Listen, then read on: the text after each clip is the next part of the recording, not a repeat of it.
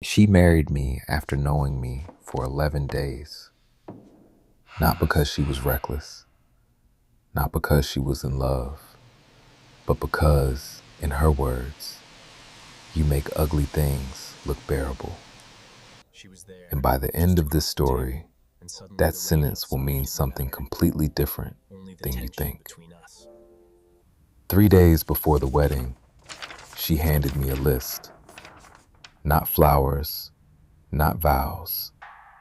A list of things she wanted fixed before sunset. A cracked hallway mirror, a dead fig tree on the balcony, a stain on the dining room ceiling shaped like a country neither of us could name. If you like stories that get stranger every minute, stay with me. The real reason she married me was hiding in that list. I met Lila on a Thursday that smelled like rain and bleach. The subway station had flooded that morning, and everyone climbed the stairs like survivors escaping a ship. She stood apart from the crowd in a cream coat, holding a broken picture frame with both hands, as if it were something injured. Glass was gone. The gold paint had peeled off in strips. It should have looked like trash. In her hands, it looked ceremonial. She caught me staring and asked a question so precise it felt rehearsed. "Do you think ruined things can be made beautiful?" she said. "Or do people only say that when they're afraid to throw them away?" That is not a first conversation question. That is a trap door. I should have laughed. Instead, I told her the truth. I think some things become beautiful because they were ruined first. She watched me for a second too long. Then she smiled, small and private, like she'd just found the key she was looking for. And that should have warned me, but it didn't. Because some disasters don't arrive screaming, they arrive polite. And that was only the beginning.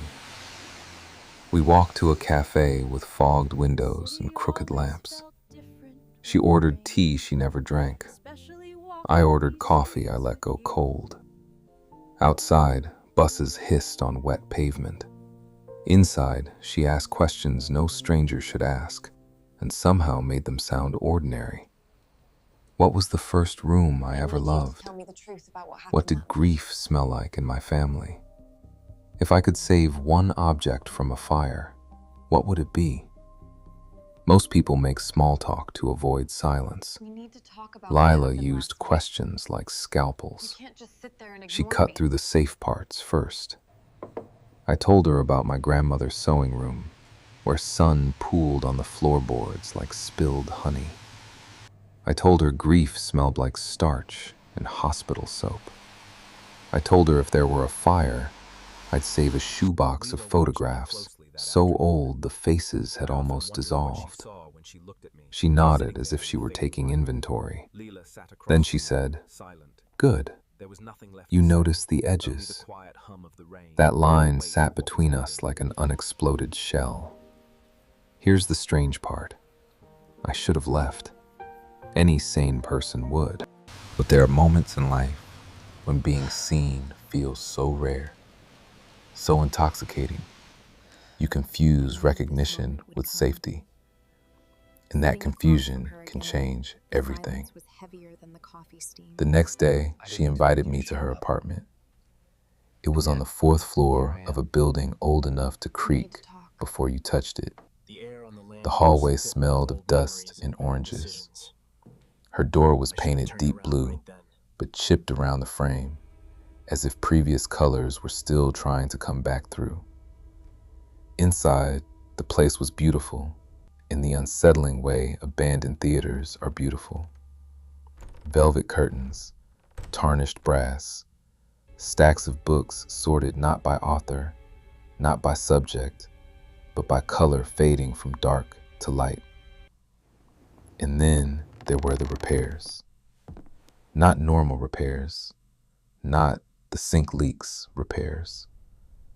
Every room had one object placed where your eye had no choice but to land on it. A bowl with a perfect fracture sealed in silver. A lamp with one burned wing of a shade. A chair whose legs had been painted 3 different shades of white, none matching, all intentional. The apartment felt curated by someone trying to negotiate with damage. People think beauty is symmetry, she said, watching me watch the room. It isn't.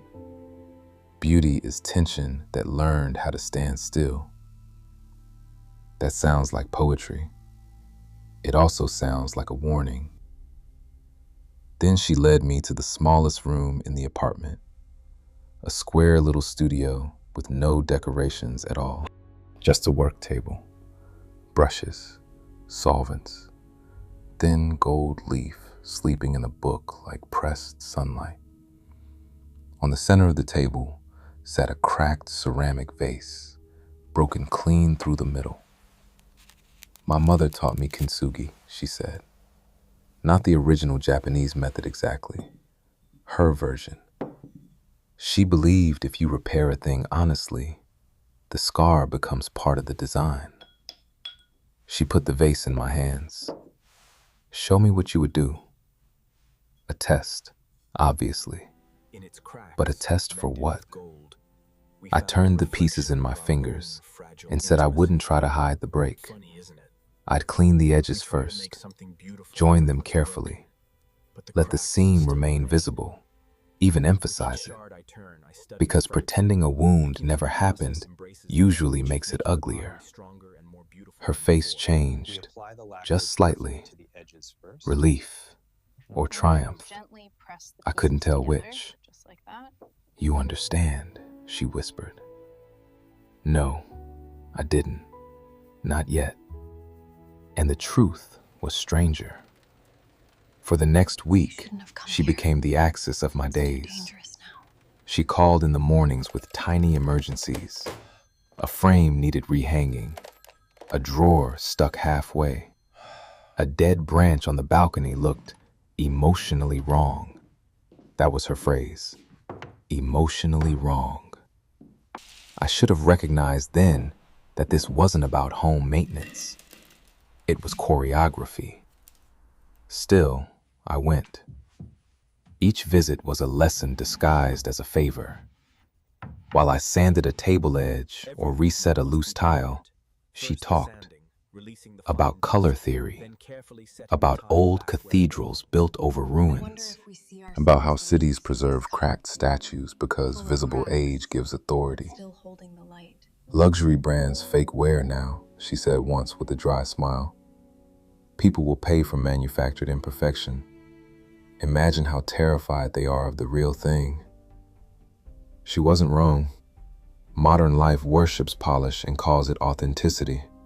Filters on faces, staged vulnerability, artificial distress in denim more expensive than rent. We say we love what's raw, but only when it's controlled. Lila hated that, or pretended to. Then, on the 8th day, while I was repainting the trim near her kitchen window, she said casually, "Would you marry me next Sunday?" No build-up, no kneeling, no romance, just that sentence dropped into the room like a stone into still water. I laughed because my body needed somewhere for the fear to go. She didn't. "I'm serious," she said. "Small ceremony, few people. You'd wear black. It suits honesty." I remember the brush slipping in my hand and drawing a white scar across the dark wood. Why me? She considered me with almost clinical tenderness.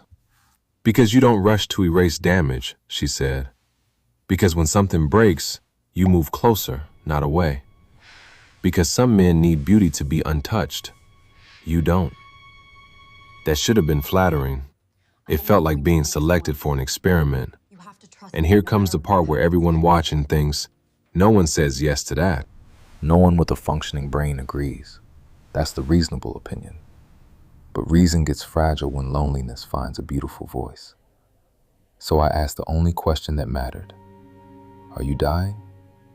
She smiled, not in the interesting way. Are you in trouble? Aren't we all? Wrong answer.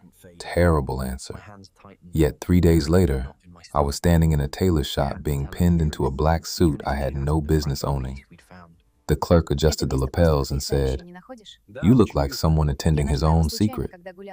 He meant it as a joke. It landed like prophecy. Lila texted me logistics, not affection. Venue at 5. No flowers, no live music. Bring steady hands, she wrote. You'll need them. Then, 20 minutes later, if you change your mind, do it before Saturday. After that, it becomes ugly. There it was again. Ugly. Beautiful. As if the entire world could be sorted into those two bins and nothing in between. But by then, I had stepped too far into her orbit to tell whether I was chosen or simply useful. And the wedding day was about to answer that question in the worst possible way.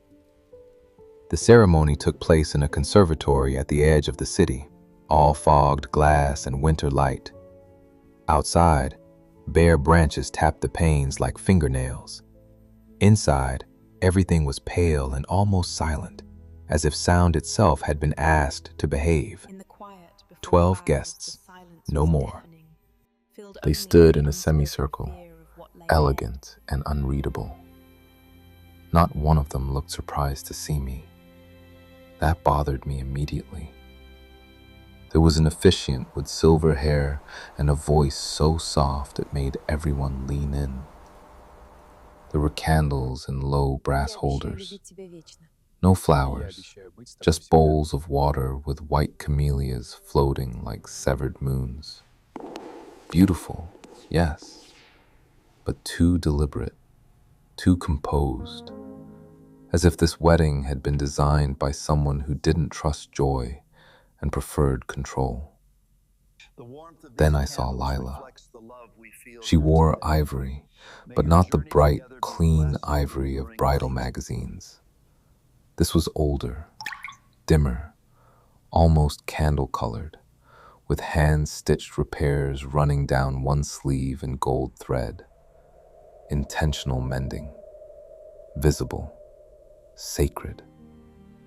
She looked less like a bride than an answer to a question I didn't remember asking. When she took my hands, her fingers were ice cold. "Thank you for coming," she whispered. Coming, not choosing, not loving, coming. Pattern broken, heart louder. The officiant began, speaking not of romance, but of witness, of two lives agreeing to see one another without correction. Strange vows, stranger room. And then, just as the rings were brought forward on a black velvet tray, one of the guests dropped a glass. The sound split the air. Every head turned. A woman near the back had gone white, truly white. She stared at Lila as if she were seeing a ghost complete a sentence. The shattered glass glittered at her feet. For one long, impossible second, nobody moved. Then Lila let go of my hands, not to comfort the woman, to kneel beside the broken glass, in her wedding dress. She touched one shard with the tenderness of someone touching a relic, and when she looked up at me, her expression was almost peaceful. "Now," she said, "you can see it." The room went colder. "See what?" I asked. She stood slowly. "Why I chose you." No one interrupted her. Not the officiant, not the guests, which meant they all knew. Every one of them. I was the last person in the room to arrive at my own wedding. "My family," she said, "collects restorers." I actually thought I had misheard. What? What is Not it? professionally, Tell me. she said. Spiritually, you could say. Emotionally. We invite in people who can't resist repairing what hurts. We watch what they touch, what they save, what they forgive. Her eyes never left mine. We've done it for generations. The woman who dropped the glass gave a tiny, broken laugh. Lila, she warned, but Lila kept going. My grandmother married a watchmaker after her first husband vanished. My mother married a conservator who spent 7 years restoring church murals no one else believed were worth the cost. They all chose the same kind of person, the ones who mistake repair for love. That sentence hit harder than betrayal, because somewhere under the insult was recognition. I heard myself ask, "So this is a test?" "No," she said, "a pattern." There are facts that explain a life, and then there are facts that rearrange it. This was the second kind. She stepped closer. Beauty doesn't just happen in this family. It is extracted, built, protected. Every generation finds someone willing to hold broken things until they stop cutting. I thought I was choosing a husband. She swallowed. But somewhere in the last 11 days, I started hoping I was choosing a witness. For the first time since I met her, her certainty cracked, and that changed everything. Because manipulative people are easy to dismiss when they stay polished. The dangerous moment is when they become human, when the mask slips, and beneath it is not a monster, but a frightened person who learned the wrong survival skill too well. I looked around the room again. The guests weren't smug. They looked ashamed, tired, as if they'd all inherited a ritual they no longer knew how to defend. The woman who dropped the glass finally spoke. Her father left the day after their anniversary, she said quietly. He told her mother she loved restoration more than living things. Lila was 14. Please just listen for a second. There it was, the buried engine. Lila closed her eyes. When people leave, she said, they call it honesty. But usually it's impatience. They don't want the work of staying with what is cracked. Her voice trembled just once.